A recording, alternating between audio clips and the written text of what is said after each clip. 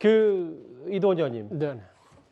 여기 야권 인사들도 아니죠. 정확히 얘기하면 여권 인사들도 가만히 있지 않았어요. 전 국민의힘 상근 대변인, 부대변인인 김현주 전 대변인이 그러면 문재인 전 대통령 중국 국빈 방문 때 10끼 가운데 8끼를 혼자 먹은 거 아니냐. 그리고 4년 전 아시아 유럽 정상회의 때는 혼자만 사진 안 찍힌 거.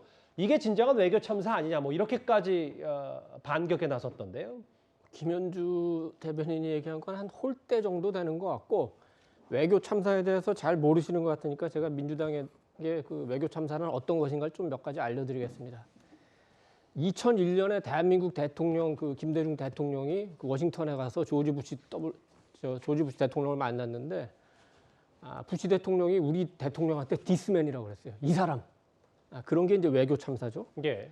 2006년에 노무현 대통령이 샌프란시스코 가가지고 예. 북한 핵 개발에 일리가 있다. 이런 얘기를 했어요.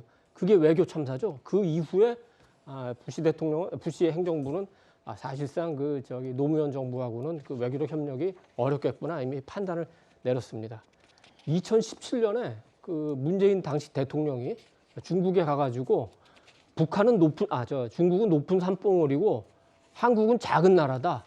중국의 꿈을 함께하겠다. 이런 시대착오적인 얘기를 했습니다. 예. 이런 게 외교 참사죠. 문재인 대통령은 또 한 번의 외교 참사가 있었죠. 유럽 가가지고 만나는 정상들마다가 북한 해제해달라. 보다 못한 마크롱 대통령이 문재인 대통령한테 한마디 했죠. 지금은 북한 제재에 전 세계가 단일 대우할 때다. 그리고 이후에 아베 총리 만나가지고 북한 제재 더 강화하자.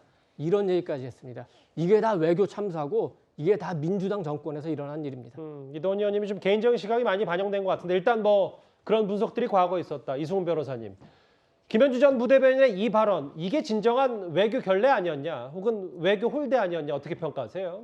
실제 그 당시에 외교 홀대를 좀 받았다는 논란이 많이 있었고 그런 측면이 있습니다. 근데 그 이유는 뭐냐면 박근혜 정부 때 사드를 도입하면서 중국이 우리 사드 보복을 하기 시작했거든요. 그런 측면에서 여행객이라든가 문화교류라든가 경제에 있어서 많은 분야에서 보복을 했어요. 그렇기 때문에 문재인 대통령이 그런 보복적인 어떤 상태를 풀어보기 위해서 중국과의 교류 협력 관계를 좀 복원시키고자 했는데 그런 것들이 좀 어려운 상황이었다 이렇게 말씀드리고요. 그런 측면에서 뭐 그 당시에 야당에서도 비판을 했죠. 근데 이번에 조문 외교 같은 경우도 그렇습니다. 뭐 조문 외교 갔는데 영국까지 갔는데 조문 못할 수도 있죠. 다만 국민들 입장에서 보면 윤석열 정부가 조문 외교를 통해서 많은 경제 대국과 대화를 통하고 경제 실리를 초래했다는 그런 얘기들을 많이 했었거든요. 그런 측면에서 조문을 못했기 때문에 가급적이면 갔으면 좋았을 건데 라고 하는 정도의 비판은 충분히 할 수 있다고 보여지고요. 그게 또 외교 참사라고 불리는 게 왜냐하면 또 주한 영국 대사의 얘기로는 뭐 장례식 참석한 게 본식 참석한 거니까 뭐 우리는 한국으로서 할 도리 다 한 거 아니냐 이렇게까지 얘기를 하고 있으니까 뭐 굳이 뭐 이것도 못 해도 되고 안 해도 되고 뭐 이럴 수도 있죠. 다만 윤석열 정부 자체가 리셉션, 조문외교, 참전용사비 헌화라고 했기 때문에 예. 가급적이면 국민들에게 말했던 것들은 소화를 할 수 있다면 또 그게 유능한 정부 아니겠습니까?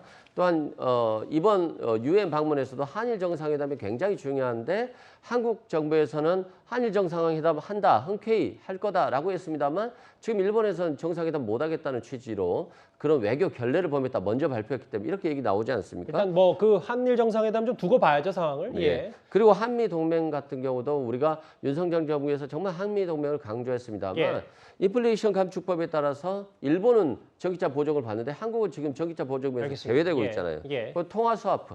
예를 들어서 문재인 정부에서는 코로나 사태 때 통화 스와프를 했습니다만 지금 환율이 1,400원대까지 올라가고 있는데 좀 통화 스와프 문제도 심각한 거거든요. 그런 측면에서 예. 윤석열 정부가 중요한 경제 문제들 하나씩 해결한다고 한다면 알겠습니다. 국민들이 박수치지 굳이 조문외교에 그렇게 관심을 가지진 않을 겁니다.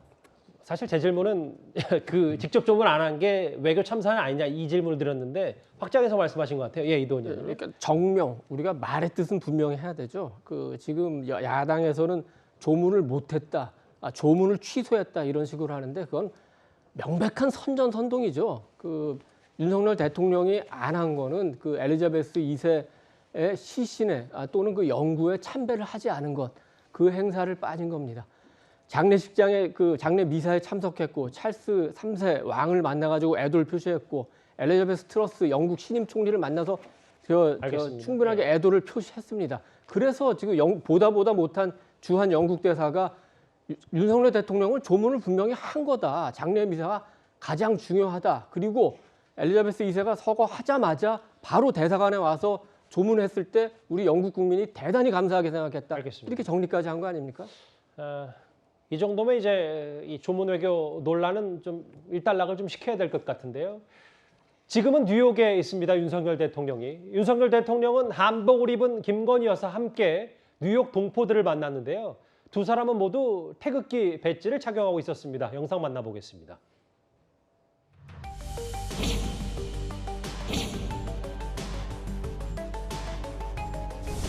재외동포 여러분들께서 미국 사회에서 합당한 권리를 누리고 한인 동포 사회가 더욱 발전할 수 있도록 정부로서도 최선의 노력을 다하겠습니다.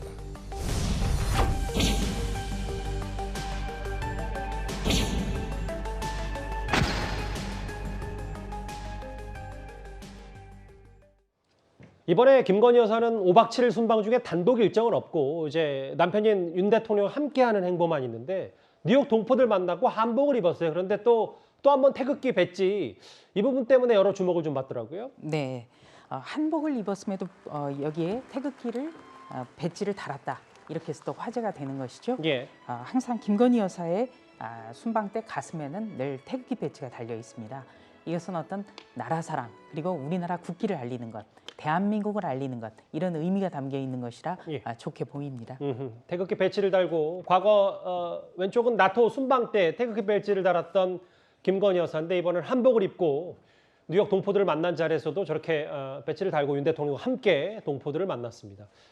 여기 보면 보석 없는 패션 얘기가 나와서 사실 그 순방 떠나기 전부터 뭐 민주당의 김의겸 의원이나 민주당 일부 인사들을 중심으로 고가의 장신구 얘기 그래서 왜 이게 재산 공개가 안 됐냐 뭐 이런 얘기까지 있었는데 일단 뭐 여러 민감한 부분들을 좀 피하기 위해서라도 장신구는 좀 없이 김건희 여사 공식 행사에 나타났더라고요. 네, 이번에 뭐 가실 때는 일단 조문 외교가 일단 조문부터가 일단 시작이었기 때문에 뭐 이렇게 빛나는 장신구를 한다는 것이 또 예의에도 어긋나고 예. 그렇기 때문에 하지 않으신 것 같고 또 한복에는 또 특별히 오히려 옷이 제가 보기에도 상당히 괜찮거든요. 이게 한국을 알리는 것이기도 하고 특히나 이게 한복 같은 경우에는 중국과의 관계에 있어서도 한복을 또 중국 같은 경우에도 자기들 고유 의상이라고 이렇게 얘기하고 있는데 또 대한민국 영부인으로서 어떤 미국에 갔을 때 이렇게 한복을 입고 오히려 이런 우리의 전통 의상이라는 것을 또 보여주는 것은 상당히 좋고요.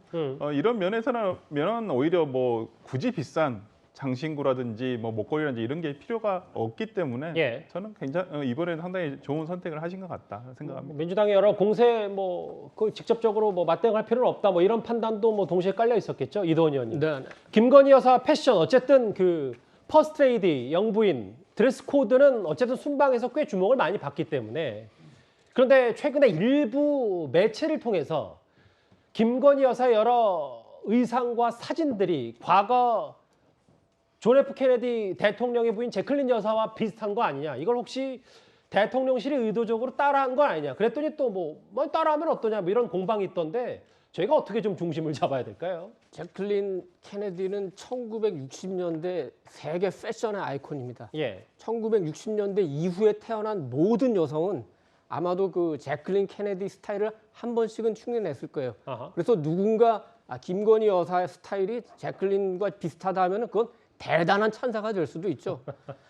근데 지금 이번에 이제 지금까지도 민주당이 보면은 그 윤석열 대통령에 대해서 비방할 거리가 없어서 그런지 몰라도 기승전 김건희 여사만 집중적으로 공격을 하는데 예. 이번 순방에서는 제가 보기에는 너무 과합니다. 거의 마녀 사냥 수준이에요.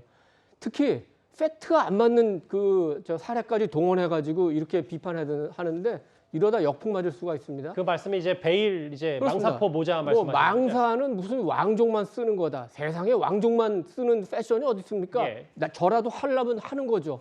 그리고 사실과도 맞지 않아요. 이번에 참석한 많은 세계 지도자의 배우자들이 다 망사 달린 모자를 많이 썼습니다. 또 검정 모자도 쓰면 안 된다고 했지만 검정 모자는 오히려 영국 왕실에서 드레스 코드로 검정 모자를 썼으면 좋겠다고 권유하기까지 했습니다.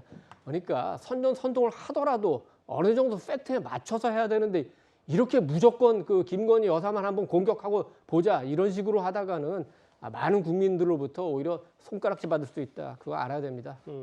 선전선동이라는 표현 조금 순화해서 뭐 야당의 공세라고 할게요. 아니, 예. 선전선동은 우리가 정치할 때 일반적으로 쓰는 용어입니다. 예, 알겠습니다. 예, 이승훈 변호사님은요. 뭐 패션에 대해서도 워낙 그 뭐 장신구 얘기까지 계속 뭐 의도적으로 민주당이 집중 공세하는 거 아니냐라는 지금 이도훈 의원의 논평이 있었기 때문에요. 저는 뭐 실은 뭐 민주당에서 한지 몰랐거든요. 뭐 굳이 패션에 대해서 뭐 공격을 민주당에서 했을까 싶어요. 예. 저는 뭐 그냥 언론이라든가 또는 SNS에서 누리꾼들이 이런 것들에 관심 갖고 했을 것으로 보여지고요. 굳이 이런 것에 대해서 서로 간에 따지는 것 자체는 그렇게 적절하다고 보이지는 않습니다. 그렇지만 그럼요. 예. 최근에 대통령의 부인의 어떤 옷차림 또는 뭐 여러 가지 조각품들까지도 지적을 하는 경향이 좀 있어요. 근데 이게 또 어쩔 수 없는 부분인 것 같기도 해요. 김정숙 전 여사에 대해서도 브로치, 뭐 옷이 몇 벌이냐 정말 많이 했거든요. 이게 부적절한데 젊은 분들이 또는 여러 다양한 분야에서 이런 것들을 지적하다 보니까 어쩔 수 없는 측면은 있는 것 같고 이걸 뭐 야당의 공세다라고 단정하는 건 뭐 그렇게 알겠습니다. 좋아 보이지는 않습니다. 첫 번째 이슈는 윤 대통령의 첫 유엔 연설과 함께 김건희 여사 관련된 둘러싼 뉴스거리들 하나하나 종합을 해봤습니다.